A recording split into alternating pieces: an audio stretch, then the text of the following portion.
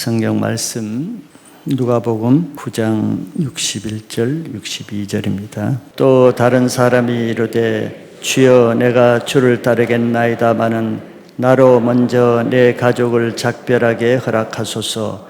예수께서 이르시되 손에 쟁기를 잡고 뒤를 돌아보는 자는 하나님의 나라에 합당하지 아니하니라 하시니라. 아멘. 오늘 말씀은 뒤를 돌아보지 말라는 말씀으로 예수님이 제자에 대해서 가르치는 세 번째 말씀입니다. 예수님이 이 땅에 오셔서 주된 사역은 12제자를 훈련해서 세우는 것이라고 말씀드렸습니다. 그 제자들, 남은 가룟 유다를 제외하고 11제자에게 이 땅을 떠나시기 전에, 승천하시기 전에 마지막으로 제자들에게 준 사명이 모든 민족으로 제자를 삼으라는 대사명을 주셨다는 것도 우리가 보았습니다. 이것이 12제자를 훈련시킨 목적이기 때문에 그래요.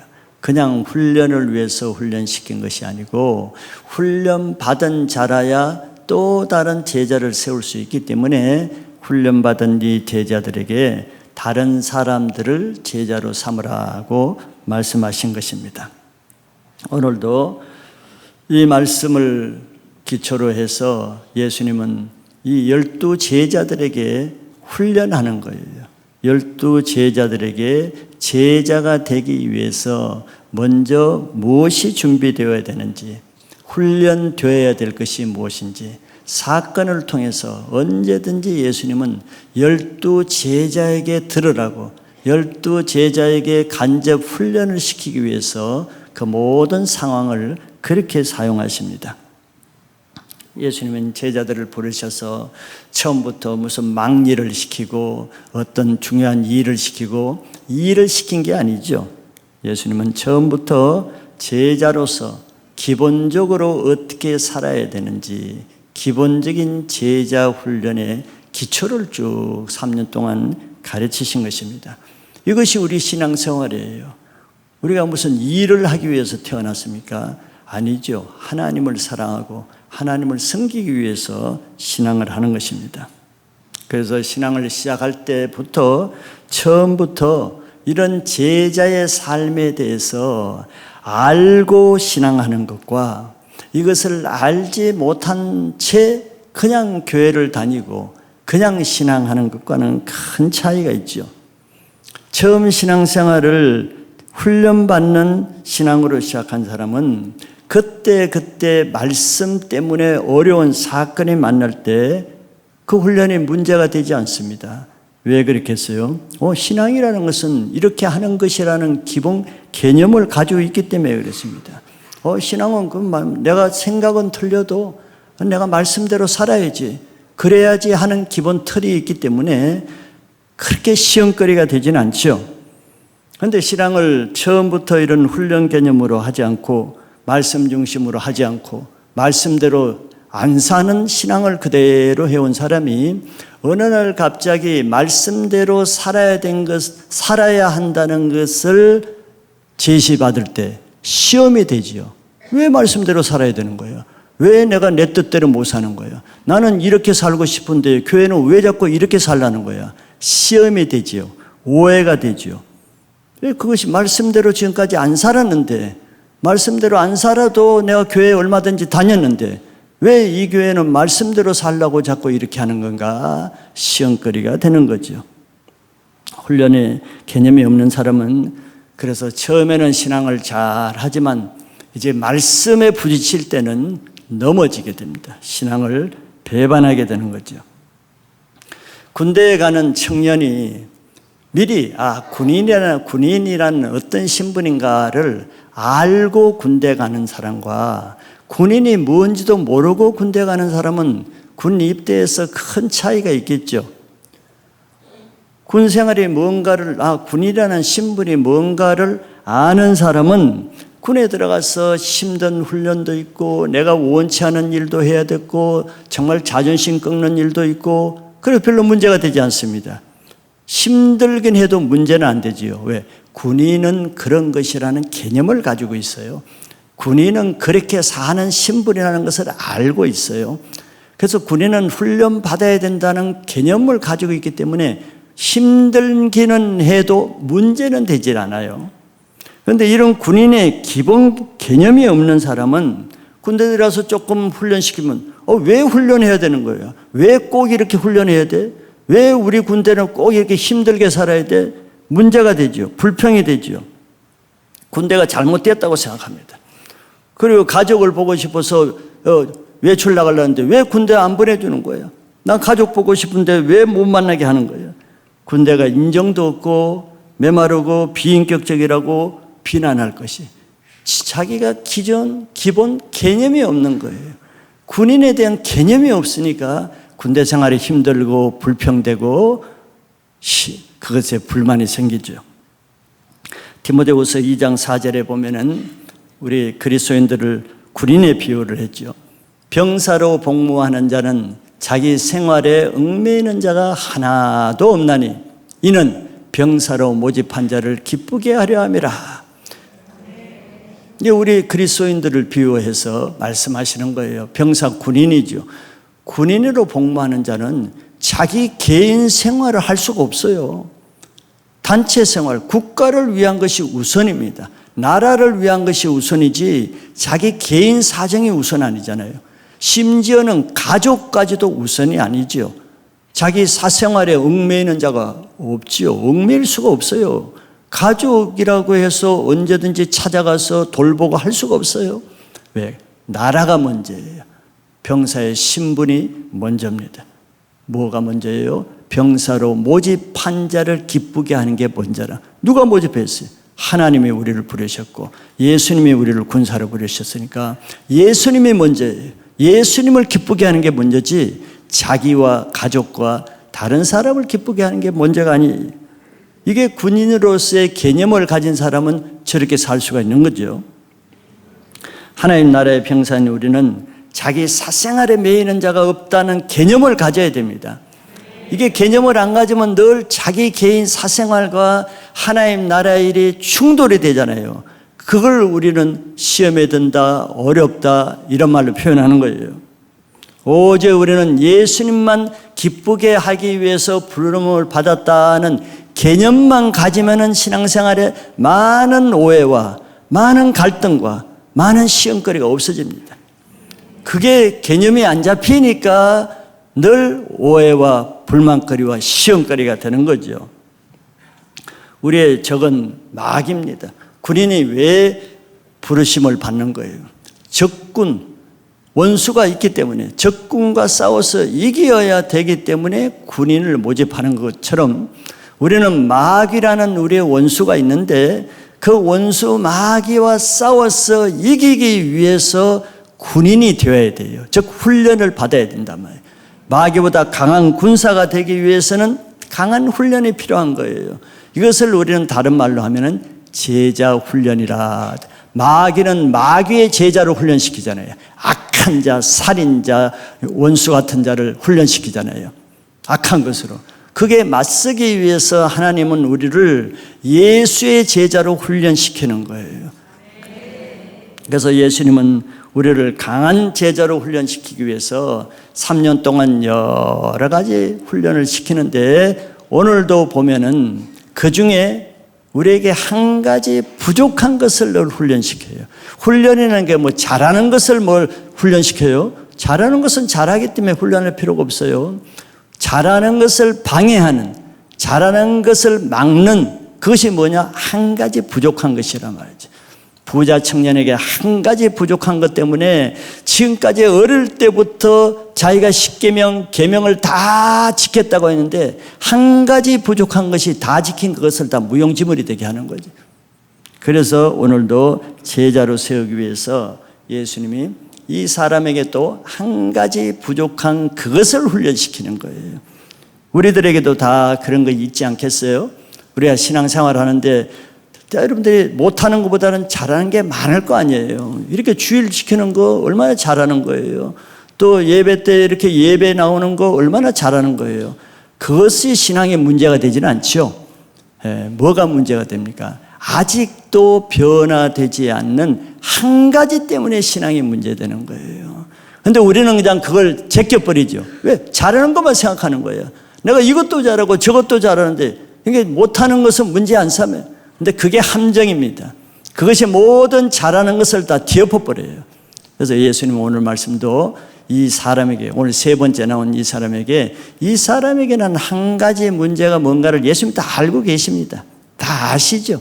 아시니까 예수님의 말씀을 들어보면은 이 사람의 문제가 뭔지, 이 사람의 문제가 어떻게 해결되는지를 알 수가 있는데, 그것을 통해서 우리 자신의 한 가지 부족한 문제도 해결받는 시간이 되시기를 바라겠습니다. 여기 두 가지로 제가 생각해 보는데요. 첫째, 이 사람의 문제는 아직 해결되지 않는 한 가지 문제는 같은 거지만 가족 문제입니다. 가족 문제. 이 사람 예수님께 나와서 이렇게 말하잖아요. 이 사람 말을 들어보면 알거든요. 이 사람의 문제가 뭔지. 61절에 보니까 또 다른 사람이 이르되 주여 내가 주를 따르겠나이다마는 나로 먼저 내 가족을 작별하게 허락하소서. 이 사람의 말을 들어보면 말은 그 마음에서 나오는 거거든요. 말을 들어보면 이 사람의 중심을 다 알 수 있어요. 그리고 그 사람의 문제가 뭔가를 알 수가 있어요. 주를 안 따르겠다는 게 아니에요. 참 좋은 자세죠. 좋은 점이 많아요. 이 사람은 주를 안 따르는 사람이 얼마나 많은데 주를 따르겠다는 거예요. 근데 주를 따르는데 이 사람의 한 가지 문제가 있어요. 먼저라는 문제입니다. 나로 먼저. 근데 먼저가 무슨 문제냐 하면은 내 가족을 먼저 작별하게 하소서 하는 이 문제입니다. 주님을 따를 때 이 사람이 해결해야 될 먼저의 문제는 가족 문제였어요. 그것이 이 사람에게 한 가지 부족한 점입니다. 이 사람의 가족 관계는 지난번에 우리가 말씀으로 보았듯이 아직은 인간적인 가족 관계 차원을 넘지 못하는 이런 상태에 있습니다. 지난번에 우리 누가복음 말씀을 통해서 예수님이 나를 따르기 위해서는 나보다 자기 부모와 처자와 형제와 자매와 자기 목숨까지도 미워하지 않으면 합당하지 않다 그랬어요. 이게 주님의 제자관이고 주님의 우선 먼저관입니다. 그러니까 우리가 예수님의 제자가 되기 위해서는 한 번은 흠가족 부대를 벗어나서 새 가족 부대로 변화되어야 되는 과정인데, 그 중에 가장 아직 마지막 남아있는 문제가 이 가족 문제입니다. 우리는 예수 믿기 전에 뭘 최우선적으로 살아요? 예수 안 믿는 사람, 모태신앙은 아는지도 모르겠어요. 저는 모태신앙이 아니기 때문에 예수 믿기 전에는 가족, 조상이 최우선이었습니다.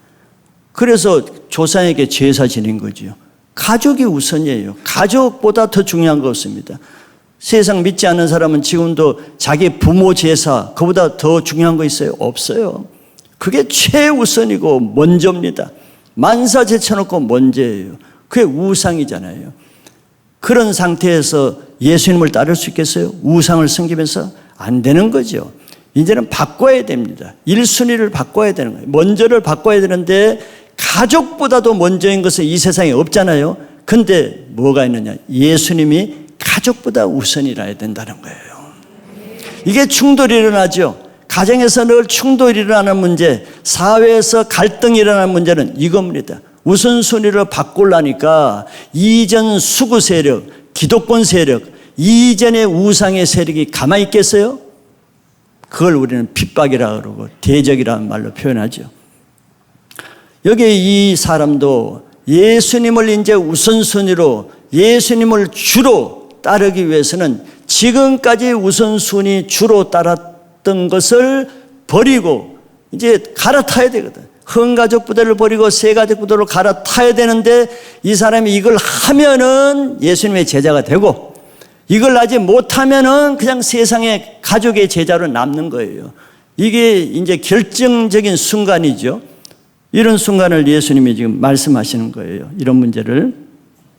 그래서 인간적인 가족관계 차원을 아직 넘어서지 못하면은 예수님의 제자가 되기는 어렵습니다. 그거는 그냥 가족의 제자예요. 예수님의 제자는 모든 것에 우선해서 예수님 먼저입니다.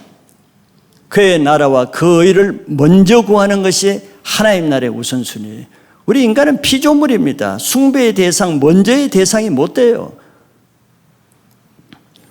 주님의 말씀에, 주님이 말씀하시는 것, 주님을 따르는 것, 지금과 나중 사이에 그 틈을 주면 사단이 들어옵니다. 근데 이 사람은 그 틈을 주지요. 주님을 지금 따라야 되는데 무슨 틈을 줍니까? 먼저 가족을 작별 인사하는 그 틈을 줬어요. 지금과 나중에 틈을 주면은 이 사람 따르기 어렵습니다. 못 따라요. 가족들과 아직 인간관계가 정리되지 않은 사람은 결정적인 순간에 주님을 따르는 것에 방해를 받습니다. 따를 수가 없어요. 주님은 이걸 아시는 거죠. 주님 뭘 아세요? 이 사람은 아직 예수님 중심이 아니라, 예수님 우선 먼저가 아니라 아직 가족 먼저, 가족 우선인 것을 예수님이 아세요. 그러니까 사람마다 예수님이 다 말씀하는 게 다르잖아요. 이 사람에게 이렇게 말씀하시는데 저 사람에게 저렇게 말씀해요. 왜? 그 사람에게 한 가지 부족한 문제가 다 다르기 때문에 그래요. 그래서 이 사람은 한 가지 부족한 것이 인간적인 가족의 정에 아직 매여 있다는 거예요. 이 문제를 돌파를 하지 못하고 있는 거예요. 가족이라는 문제 앞에서는 이 사람이 항상 뭐가 문제예요? 항상 가족 문제예요. 그 다음에는 예수님이 나중이에요. 나중과 먼저 사이에 이 사람은 틈이 있어요. 아직은 이 사람은 가족관계가 예수님의 십자가 안에서 영적으로 맺어진 하나님 나라의 가족관이 아닙니다. 이 세상 나라의 가족관이에요. 이 세상 나라는 마귀가 다스리고 마귀를 경배하는, 마귀가 임금인 그런 세상입니다. 이게 전혀 틀리는 거예요. 그러니까 이런 가족 중에 한 사람이 예수를 따르고자 할 때 기뻐하겠어요? 예수님께 들어지는 것을 좋아하겠어요? 반대죠. 뺏긴다고 생각합니다. 피해의식을 가집니다. 원수처럼 생각합니다. 왜? 예수님보다는 가족이 먼저인 혈과 육으로 맺어진 가족관계이기 때문에 그래요. 자, 만약에 이 사람이 예수님 다 아시거든요. 왜 가지 말라고 하겠어요? 이 사람은 이 가족에게 가서 작별 인사만 하고 오겠다고 가지만 작별 인사하도록 내버려 두면은 돌아오지 못할 것을 알아요. 아시죠? 돌아올 사람이 있고 돌아오지 못할 사람이 있는데 이 사람은 아닌 거예요. 인사를 했는데 자기 어머니가 이 아들을 붙잡고 울고 불고 내 눈에 흙이 들어가기 전엔 절대 못 간다. 네가 자식도 아니다. 애미 두기를 어디 가느냐. 못 견뎌요. 인간적인 사람은 그것을 이길 수가 없습니다.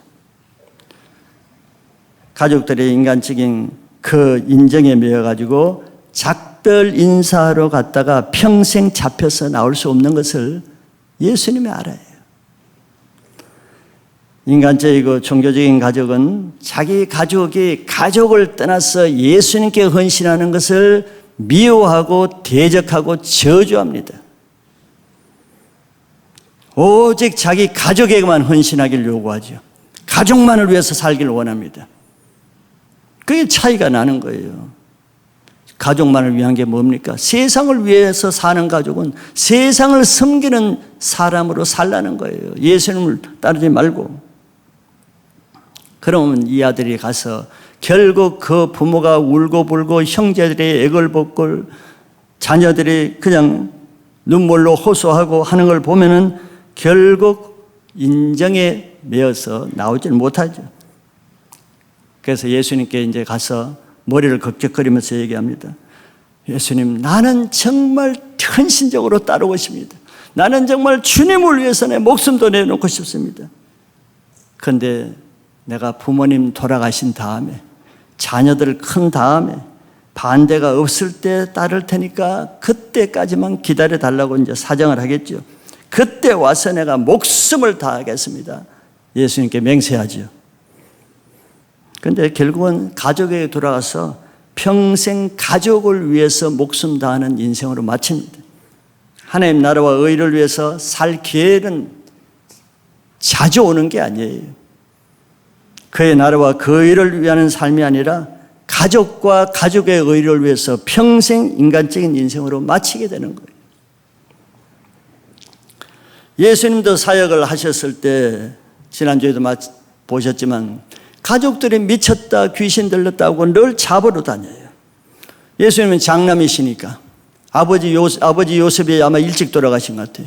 그 장남으로서 가게를 책임지고 집안일을 돌봐야 되는데 집안일을 안 하시고 가출해서 온 전국을 다니면서 하나님 복음만 전하고 다니니까 가족들은 하나님 나라 편에서는 너무 놀라운 일인데 가족 편에서는 살기 힘든 거예요. 경제적으로도 힘들고 가족 편에 보면은 정말 고통거리예요. 형이 미운 거예요. 아들이 미운 거예요. 그러니까 붙잡으러 다니는 거예요. 집에 와서 가족을 위해서 살라, 가족을 위해서 돈 벌고 살라, 목수일을 하면서 가족을 돌보라고 그래 붙잡으러 다니는 거 아니에요. 그것이 가족들의 불만이죠. 가족은 돌보지 않고 하나님의 일을, 지금 하나님의 일은 엄청난 귀신이 쫓겨나고 병자들이 고침받고 수많은 사람이 새롭게 되고 엄청난 하나님의 영광이 나타나는데 그건 아무것도 아니야. 그건 아무 상관없어. 가족에게 아무 도움이 안 돼. 이게 가족 중심이에요. 그게 무슨 상관이에요? 가족은 지금 살기 어려운데 그냥 붙들러 다녀요. 그래서 하루는 예수님 또 제자들과 열심히 사역하고 있는 현장으로 또 붙들러 왔어요. 어머니와 동생들이 찾아왔을 때 예수님이 그때 한 말씀 하셨어요. 영적인 하나님 나라의 가족관에 대해서 이렇게 말씀하셔요. 마태복음 12장 47절로 50절에 보면은 한 사람이 예수께 여짜오되 보소서 당신의 어머니와 동생들이 당신께 말하려고 밖에 서 있나이다 하니 말하던 사람에게 대답하여 이르시되 누가 내 어머니며 내 동생들이냐 하시고 손을 내밀어 제자들을 가리켜 이르시되 나의 어머니와 나의 동생들을 보라. 누구든지 하늘에 계신 내 아버지의 뜻대로 하는 자가 내 형제요 자매요 어머니이니라 하시더라. 어떻게 은혜가 돼요? 아니면 조금 너무한 것 같아요? 지금 어머니와 동생들이 예수님 붙들러 저기 와 계시는 걸 뻔히 보고 계는데 예수님 뭐라 그랬어요? 이 제자들을 보면 가르쳤다 그랬어요. 이 제자들을 보면서 제자들을 보면서 가리키면서 나의 어머니와 나의 동생들을 보라고 그랬어요. 진짜 어머니와 동생은 저기 있는데 저쪽을 보면서 얘기하는 게 아니고 이 제자들을 보면서 나의 어머니와 동생들을 보라 그랬어요. 그러면서 누구든지 하늘에 계신 내 아버지의 뜻대로 하는 자가 내 형제요 자매요 어머니라 그랬어요. 가족들이 들어가면 심히 좀 섭섭하고 상처가 되겠죠. 이 말씀을 혼으로 들으면 가족들이 배신감을 느끼겠죠. 원수 같은 생각이 들겠죠. 이게 우리 모든 가정에서 일어난 일 아니에요? 자기 자식에 대해서 배신감을 느끼고 자기 자식이 어떻게 이런 말을 할 수 있느냐?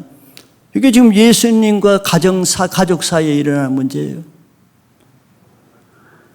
예수님은 인간적인 가족관계가 아니라 하나님 안에서 새로운 영적 가족관계를 지금 가르쳐 주는 거예요.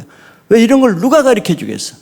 전부 다 세상적인 가족관, 세상적으로 똘똘 뭉쳐진 가족관으로 다 살아왔는데 바리새인도 이렇게 안 가르치는데 예수님만이 하나님 나라의 가족관을 가르치는 거예요.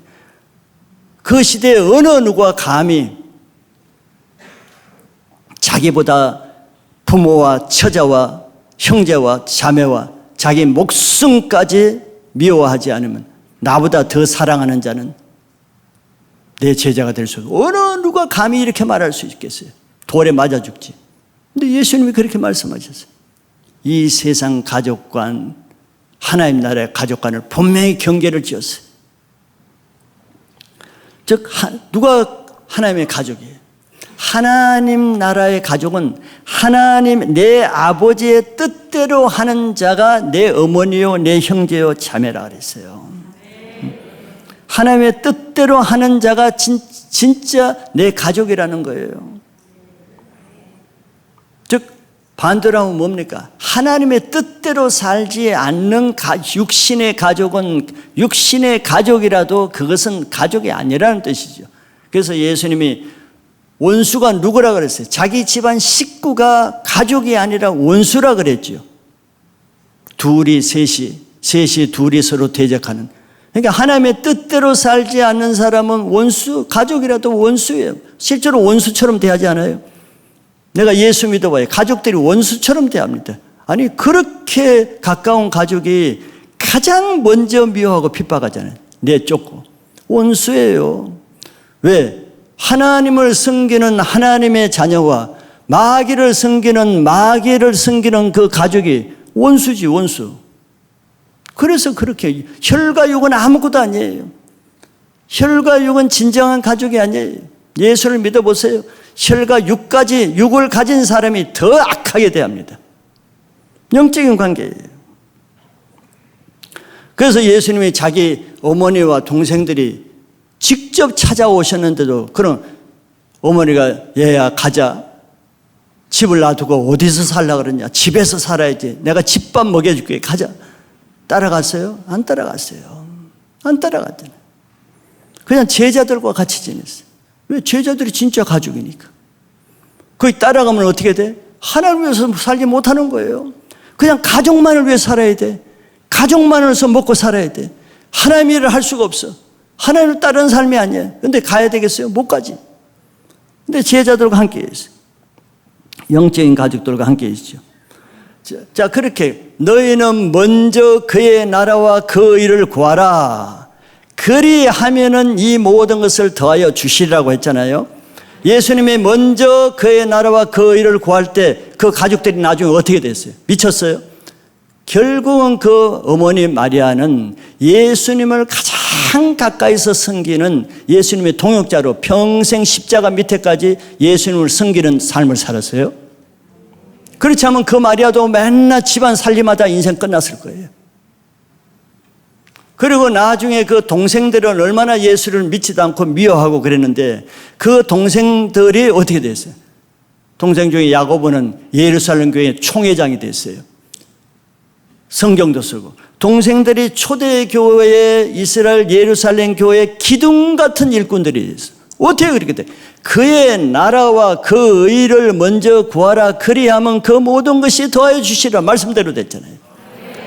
그런데 예수님이 가족에게 돌아가서 그냥 목수일하고 평생 하고 그러면 그 가족이 뭐가 됐겠어요?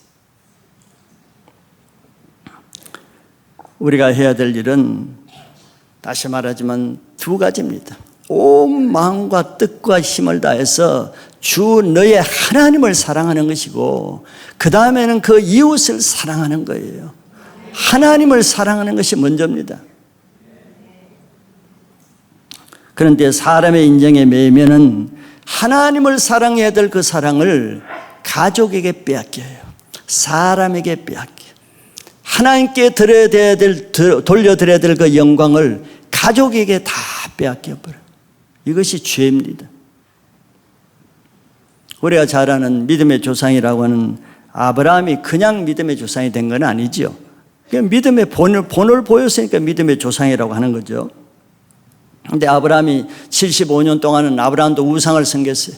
아버지 데라가 섬기는 달신을 섬기고 갈대아 우르에서 그냥 우상 섬기는 삶이에요.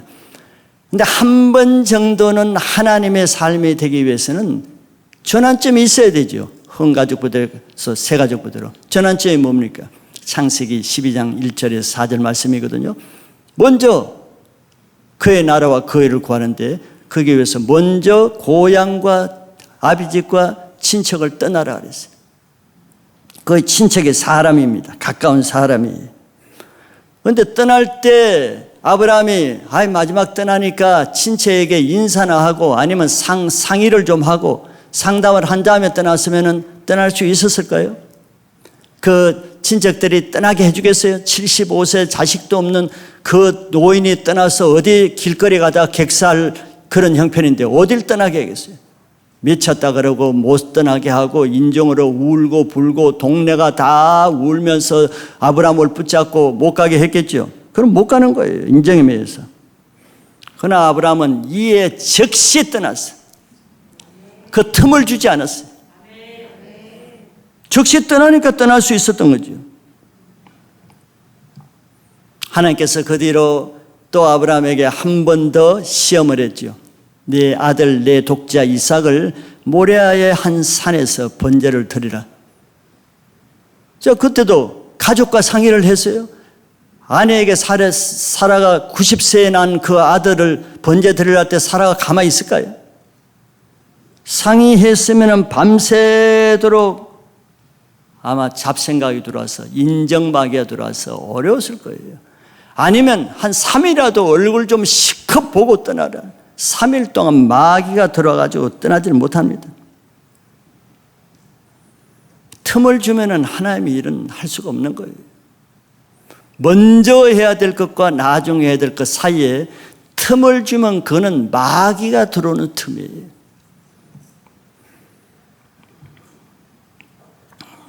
저도 직장을 다니다가 하나님 부르심을 받고 사역의 길로 가려고 할 때 가장 사실 두려운 게 가족 친지들입니다. 가족 친지들이 아무도 안 믿고 다 우상숭배니까. 그러니까 친지들로부터 많은 비난, 조롱, 협박, 미움, 배척 그 감당하는 게 쉽지는 않지요. 내가 그동안에 그렇게 못된 삶을 산 게 아니고 그래도 인정받는 그런 삶을 살았는데 갑자기 그런 사람들로부터 그냥 나쁜 말을 들으니까 그들의 마음에 그 어른들의 마음에 실망시키는 것이 사실 어렵더라고요. 그리고 좋은 직장을 버리고 더 좋은 데로 갔다면은 할 말이 있겠죠. 그런데 신분도 보장되지 않는 애매한 캠퍼스 목자라는 이름도 없는 그런 걸 하니까 사람들이 계속 무슨 직분이냐고 묻는데 그것이 제일 어려워요. 사람들은 뭐라면 하나님 일을 한다 그러면 목사냐 그러는데 목사 아니다. 그럼 전도사냐? 전도사도 아니다. 그럼 너는 너에게 뭐라고 하느냐? 난 세례요한 아닌데 그런 물어보려 해요. 아니 그냥 대학 캠퍼스에서 학생들 이렇게 가르친다. 그럼 교수냐? 교수도 아니다. 그럼 도대체 뭐냐? 목자입니다. 아니 목자가 뭐냐? 목사도 아니고 목자가 뭐냐? 신분의 이 애매함, 내 정체성이 없어진 거예요. 그때까지만 해도 이 한국교회 목자라는 신분은 없어요. 그러니까 완전히 사입이에요. 아무것도 아니에요. 그러나 제가 그때 신학교를 다니고 있어서 사실 전도사라 그럴 수도 있어요. 내가 신학교를 다녔으니까. 그러나 나는 내 명칭이 전도사가 아니고 목자이기 때문에 한 번도 나는 나에 대해서 전도사라고 말해본 적은 없어요. 그러니까 사람들이 다 미쳤다 그러고 그렇게 나에 대해서 실망을 하고 참 어려운 말들을 많이 하셨어요. 근데 지금은 내가 그런 분들에게 매 때마다 복음을 전하고 예수 믿으라고 하시고 그분들이 나를 얼마나 또 존중하고 또 많이 자랑하는지 몰라요. 내가 만약에 그런 눈총에 못 이겨서 그냥 그렇게 살았다 그러면 내 인생은 지금 은남동에 남아있질 않아요. 예수님을 따르는 데는 예수님 외에 그것보다 먼저인 그것이 우상입니다. 가족에게 인사하는 건 뭐예요? 가족이 먼저, 가족이 우상이에요. 그건 사단에게 틈을 주는 겁니다. 그 가족이 꼭 가족뿐이겠어요? 주님을 따르는데 먼저 돈을 좀 어느 정도 벌어놔야 되고 먼저 그래도 결혼이라고 좀 해놔야 되고 먼저 집이라도 사놔야 되고 먼저 아이들이라도 좀 키워놓고 먼저 노후 준비가 어느 정도 된 다음에 하려고 하는 것이 사단이 쓰는 카드입니다. 사단은 그런 것으로 예수님이 먼저 되지 못하게 하죠. 여러분들이 하나님의 말씀대로 못 사는 이유를 보세요. 다 다 먼저가 딴 게 있기 때문에 먼저가. 집안일 먼저 하고 친구 먼저 만나고 내일 먼저 하고 내 직장 먼저 가고 딱 그러니까 예수님이 항상 나중되는 거예요. 보세요. 먼저가 최고의 우상입니다. 예수님이 이 사람이 먼저인 것을 다루는 거예요. 뭐 갔다 오라 할 수도 있잖아요. 뭐 가족 잡혀라는데 그런 문제가 아니라는 거예요. 갔서는 못 돌아옵니다. 주님을 따를 수 있는 기회는 내가 만드는 게 아니에요. 내가 따르고 싶다고 따라집니까? 아니에요. 주님이 허락하실 때만 가능한데 주님이 허락하실 때 그 틈을 주면 안 됩니다. 아, 저거 먼저 해야지. 이거 해놓고 저거 해놓고 이거 먼저 그러다 놓치는 거예요. 주님이 주시는 기회가 주어질 때는 항상 아브라함처럼 이에 즉시 그것을 먼저 하셔야 그 기회를 차지하게 됩니다. 두 번째 이 사람의 문제는 같은 문제지만 뒤를 돌아보는 문제예요. 예수님이 이 사람의 말을 듣고는 이 사람의 문제가 뭔가를 금방 아시고 그에 합당한 말씀을 주시죠. 62절에 보면은 예수께서 이르시되 손에 쟁기를 잡고 뒤를 돌아보는 자는 하나님의 나라에 합당하지 아니하니라 하시더라. 이 사람의 문제를 예수님이 정확하게 짚어준 거예요. 손에 쟁기 요즘 뭐 트랙터가 나와서 쟁기를 보이기는 어렵죠. 트랙터가 나오기 전에는 옛날에는 다 소에 쟁기를 달아서 봄에 밭을 가든지 논을 받든지 합니다. 이 쟁기가 어린애들은 하기 힘들어요. 이 쟁기 자체가 무거워가지고 어른들이 이렇게 하는데 쟁기가 힘이 많이 듭니다. 그것이 땅을 파는 거니까 앞을 주시해서 하지 않으면은 그 삐뚤삐뚤 똑바로 갈아야 돼. 삐뚤삐뚤해져요. 그런데 뒤로 돌아봤다 그거는 밭 가는 걸 망치는 겁니다. 근데 예수님이 이걸 이제 비유로 잘 아시고 말씀하시죠. 저 하나님의 일을, 저 밭 가는 일을 맡아서 밭 가는 거, 밭은 뭡니까? 하나님 나라죠. 그 밭 가는 일은 뭡니까? 하나님의 일이죠. 밭 가는 쟁기잡은 누굽니까? 하나님의 일을 하는 사람이죠. 그걸 비유를 하는 거예요. 하나님의 일을 맡은 사람이 하나님의 일만 하지 않고 뒤를 돌아보면 하나님 나라의 일을 망친다는 거예요. 그런데 이 사람에게서는 뭐가 뒤를 돌아보느냐? 가족이 뒤를 돌아보게 한다. 가족 문제에 매이면 그 문제가 해결되지 않는 사람은 하나님 나라의 일을 망치는 일을 한다는 그 말씀이 되지요. 하나님의 일을 하면은 그것만 해야 됩니다. 그것만. 저도 직장을 다니다가 사역을 할 때 처음에는 자신만만했거든요. 내가 멋있게 하리라. 처음에 시작할 때는 자신만만하지 않았는데 결단하고 나서는 내가 자신만만하겠어요. 왜 자신만만해? 세상에서 내가 직장에서 인정받던 그 스타일로 하면 될 것 같아가지고. 근데 해보니까 자신만만한 게 다 없어졌어요. 안 될 것 같더라고.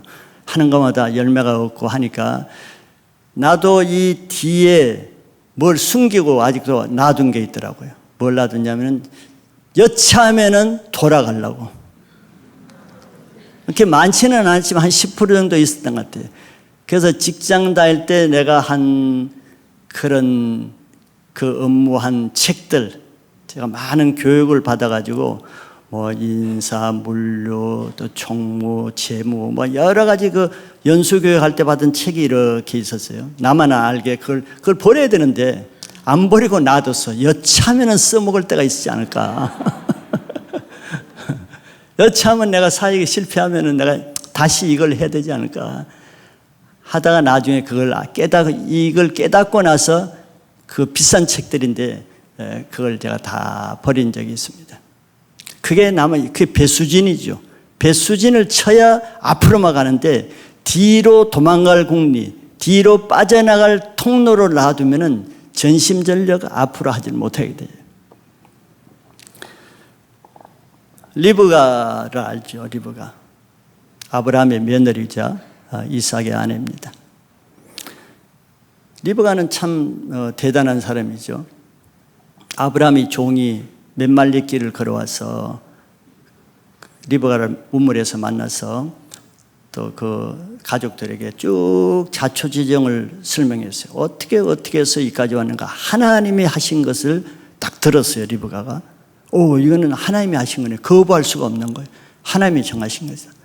그래서 그 밤에 그 아브라함의 종이 하는 스토리 간증을 듣고 따라가기로, 즉 이삭과 결혼하기로 결단을 했단 말이죠. 그런데 아브라함의 종이 뭐라고 하냐면은 그 다음날 떠나겠다는 거예요. 근데 맨말리 길을 가지. 자동차로 와도 피곤해서 한 달을 쉬고 가야 될 텐데 돌아갈 길을 생각하면 이 노인네가. 그런데 그 다음날 떠나겠다는 거예요. 참 대단한 종이죠. 그러니까 아브라함이 이런 종을 시킨 거예요. 그런데 문제는 아브라함의 종은 떠날지라도 리브가의 가족이 그 말을 들을 때는 너무 황당하죠. 하루아침에 자기 딸, 자기 여동생을 지금 떠나보내야 돼. 그때는 교통수단이기 때문에 한 번 떠나면 다시 만날 기약이 없습니다. 언제 만날지 평생 못 만날 수도 있어요. 황당하잖아요. 이 종이 다음날 떠난다니 그럼 리브가 떠나야 되는데. 그래서 이 어머니와 오빠 라반이 그럼 우리한테 최소한 며칠이라도 아니면 열흘간이라도 우리 그 딸과 함께 좀 기간을 달라 그랬어요. 그때 아브라함의 종이 안 된다 그랬어요. 그럼 이제 최종적으로 그 딸에게 물어보자 그러면은 딸이 그렇다 그러면 그렇게 하고, 근데 리브가에게 물어봤더니 리브가도 자기 가겠다는 거예요.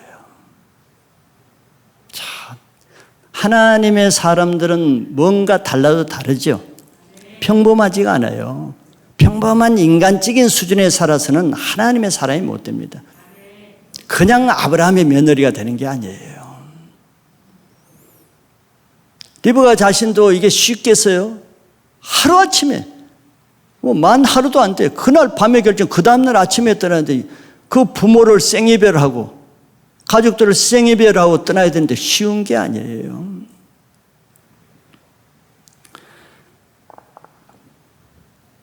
그 만약에 리브가가 인정에 매여가지고 그렇게 말할 수도 있죠. 한 3일 아니면 일주일 내 부모님과 같이 있겠습니다. 그럼 아브라함의 종도 할 수 없이 들어줘야 되죠. 자, 그러면은 어머니가 그동안에 그냥 얼마나 딸에게 잘해주면서 맨날 얼굴을 쓰다듬고 이제 가면 언제 보냐 하고 맨날 밤마다 울고 그러면 어머니의 우는 모습이 너무 많아요. 어머니 안 가면 되잖아요. 안 갈게요. 제발 울지 마. 안 갈게요. 제가. 자기도 모르게 이런 말이 나와요. 자기도 모르게. 그러면 리브가는 못 가는 겁니다. 근데 그래도 리브가는 그런 정을 이기고 그 다음날 떠나겠다고 할 때 그 부모 형제들의 마음은 어떻겠어요? 내가 저렇게 저 딸을 놓고 저렇게 애지중지 사랑했더니 애미도 모르고 형제도 모르는 저 인정머리도 없는 하면서 굉장히 섭섭한 마음을 가졌겠죠. 이 과정은 갑질이에요. 이것이. 야매 신앙을 하는 사람은 절대 이런 갑질을 못하죠. 좋게 좋은 대로 해야죠. 이게 갑질이에요. 이게 십자가의 갑질이에요. 인정을 십자가에 못 받고 가족을 십자가에 못 받고 이걸 할 수 있는 사람은 하나님 나라 반열에 들어가고 이걸 못하는 사람은 인간의 반열에 머물게 되는 거예요. 인간적으로 보면 부모 형제도 모르는 아주 인정 없는 매정한 사람처럼 보이지만 인정 차원을 넘어서지 못하면은 하나님 나라의 삶을 못 사는 거예요. 많은 사람들이 인정 때문에 하나님 나라를 못 따르잖아요. 인정 때문에. 이 사람 문제도 지금 이거거든요. 리브가가 인정에 못 이겨서 그냥 열흘간 있었다 그러면은 하나님 나라는 멀리 물 건너 가는 것입니다. 그냥 결혼 포기하고 가족과 함께 평생 먹고 살다가 죽는 인생이에요. 리브가 이러면 성경에 나오지도 않습니다. 그러면.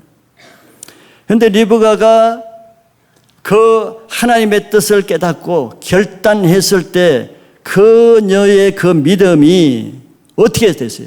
믿음의 조상, 메시아의 조상, 메시아의 반열인 아브라함과 이삭의 영적 가족에 합류하게 된 거예요. 영적 족보에 들어가게 됐잖아요. 이게 쉬운 게 아니에요. 그냥 운이 좋아서 메시아의 족보에 들어가 있어요? 그게 아닙니다.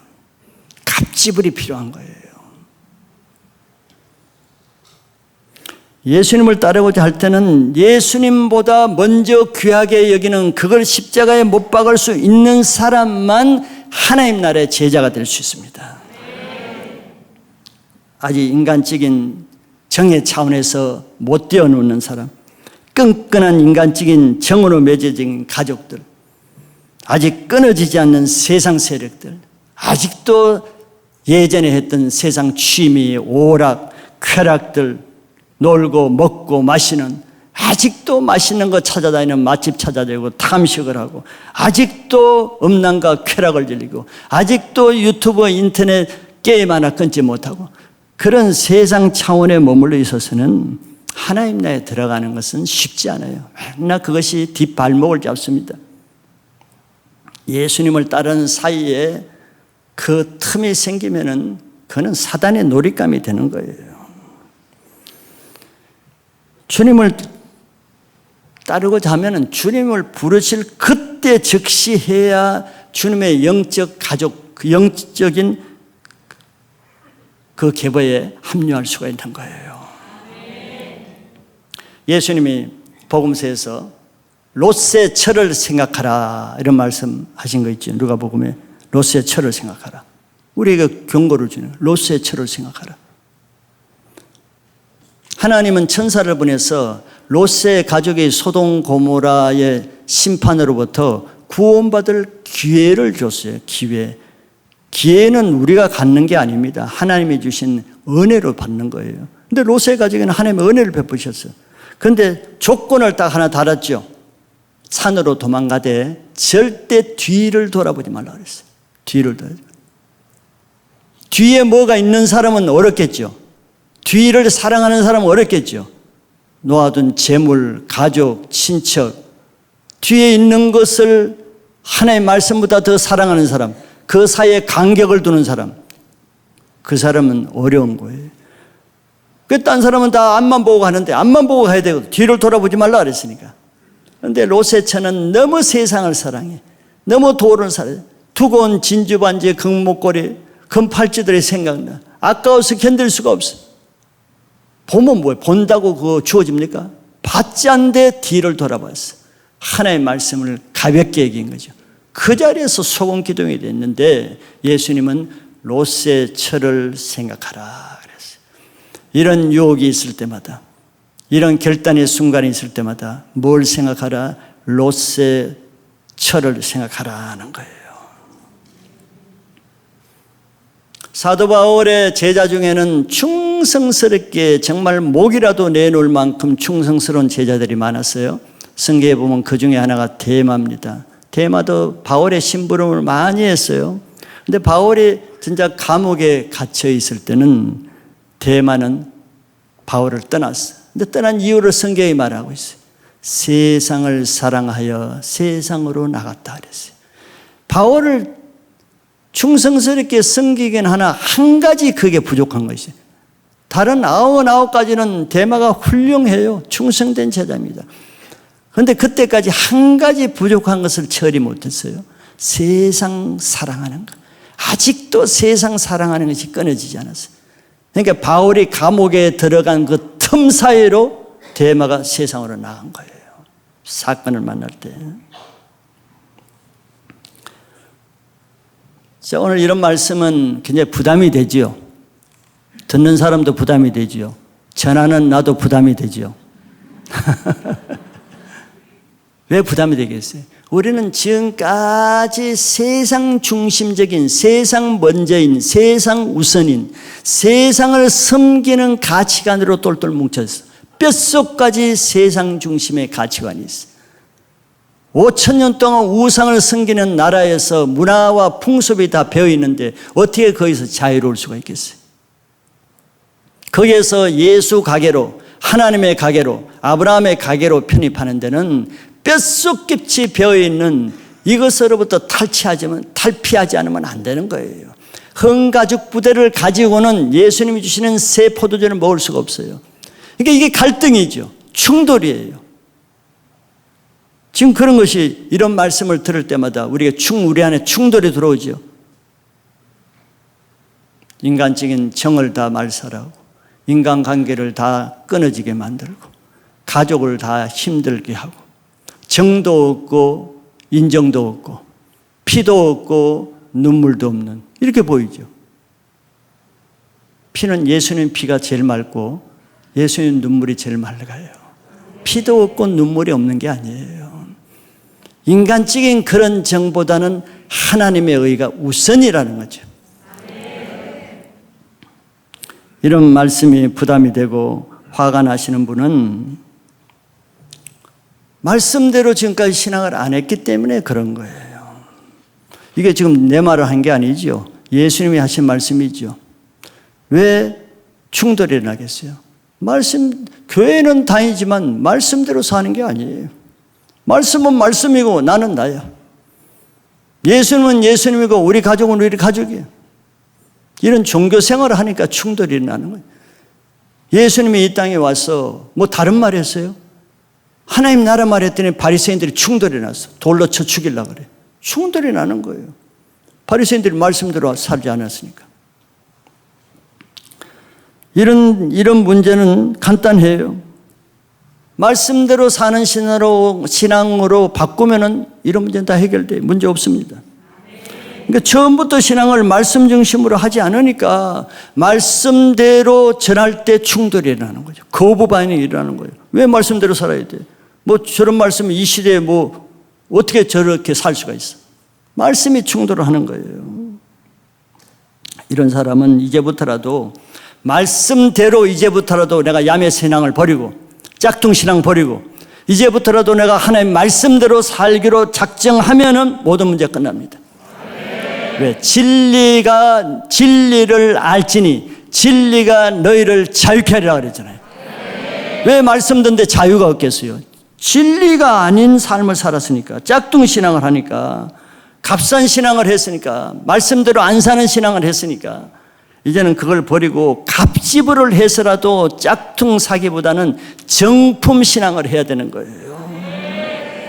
진리가 아닌 신앙은 늘 걸려 넘어지게 마련입니다. 진리가 아닌데 진리가 아니라는 것은 거짓이에요. 거짓의 뒤에는 마귀가 숨겨져 있는 겁니다. 예수님도 4가지 마음밭을 얘기하시면서 열매 없는 밭을 비유를 들었잖아요. 그중에 돌밭과 같은 마음은 돌밭 같은 말씀은 잘 받아. 말씀이 자기에게 적용돼서 순종 안 할 때까지는 은혜가 되는 거예요. 잘 자라요. 싹도 나요. 기쁨으로 받는다 그러잖아. 근데 어느 날 보는 거 없어. 왜냐면 햇빛이 날 때. 뭘로 인해서? 말씀으로 인해서라 그랬어요. 환난과 핍박이 왜 오느냐? 말씀으로 인해서 환난과 핍박이 온대요. 무슨 말이에요? 말씀대로 살려고 하니까 환난 핍박이 주어지잖아요. 저는 말씀대로 안 살았으니까 환난 핍박 없어. 가족들도 안 믿는 가족들 다 좋아해. 선데이 크리스찬이니까 다 좋아해. 근데 말씀대로 살려고 하면은 말씀으로 인한 핍박과 고난이 주어지죠. 그때는 뿌리가 없어 말랐더라. 믿음을 배반하는 자리라 이렇게 설명을 해놨죠. 뿌리가 없는 거예요. 말씀의 뿌리가 왜? 말씀대로 안 살았으니까. 왜 뿌리가 없어요? 돌에 부딪히니까. 돌. 강팍한 마음, 완고한 마음, 고집스러운 마음을 가지고 말씀 들어봤자 말씀이 들어가요? 뿌리는 안 내려요. 그냥 감정적으로 즐겨. 지식적으로 즐겨. 이성적으로 즐겨요. 문화적으로 즐겨. 아, 좋은 말씀이네. 아, 덕이 되네. 뿌리는 안 내려가요. 그러니 말씀이 실제로 들려지면은 타조 없어지는 거예요. 예수님이 우리의 신앙의 본이요, 주요, 기본이 되십니다. 예수님이 기초예요. 그런데 예수님의 핵심이 뭐예요? 제자들을 말씀으로 세우는 거죠. 그래서 오늘도 그 말씀이에요. 제자신앙. 제자신앙은 예수님 우선주의, 하나님 우선주의, 하나님 말씀으로 하는 신앙입니다. 오늘 말씀을 통해서 내가 신앙을 이렇게 하는데 뭘 한번 돌아봐야 되겠습니까? 내가 지금 제자인지를 돌아봐야 돼. 내가 지금 제자 신앙을 하는지, 내가 이렇게 10년, 20년 신앙했는데 내가 지금 좋은 제자인지를 한번 돌아보세요. 제자인지. 제자는 하나님 우선, 예수님 우선, 말씀 중심으로 하는 신앙이에요. 말씀을 가장 먼저 우선적으로 순종하는 신앙이에요. 내가 제자가 된지 보세요. 누구 제자인지, 예수님의 제자인지, 가족의 제자인지, 세상 제자인지, 직장의 제자인지, 누구 제자인지 생각해 보세요. 먼저 하는 그 사람의 제자입니다. 먼저 하는 그 사람의 종이 되는 거예요. 내가 하나님의 제자, 예수님의 제자라면 열매로 그걸 알 수 있다 그랬죠. 그러면 나로 인해서 몇 명의 제자가 10년 동안 몇 명의 제자가 세워졌는지, 예수님이 모든 민족으로 제자를 삼으라 그러잖아요. 몇 명의 제자가 나로 인해 세워진지를 생각해 보세요. 내가 제자인지를 그 열매로 알 수가 있어. 교회를 그렇게 다녀도 나로 인해서 제자 한 명도 없어. 무슨 신앙하는 거예요? 야매 신앙, 짝퉁 신앙, 종교 바리새인 신앙을 하는 거예요. 예수님은 열매 있는 가지는 더 열매 맺게 해주고 열매 없는 가지는 잘라서 불에 던진다 그랬어요. 우리는 이 말씀을 통해서 지금부터라도 말씀 중심이 아닌, 예수님의 제자가 아닌 다른 종교적인 신앙을 하고 왔다면은 그 한 가지 부족한 것만 고치면 못해요. 다 잘못된 게 아니에요. 우리가 한 가지 아직 부족한 것, 그것 때문에 열매가 없는 건데, 오늘 말씀을 통해서 각자에게 한 가지 부족한 것, 그것을 이제 십자가에 못 박고 정품 신앙, 오리지널 예수님의 제자의 신앙으로 하나님 나라에 가서 상급받을 수 있는 열매 있는 신앙을 하시기를 축복합니다.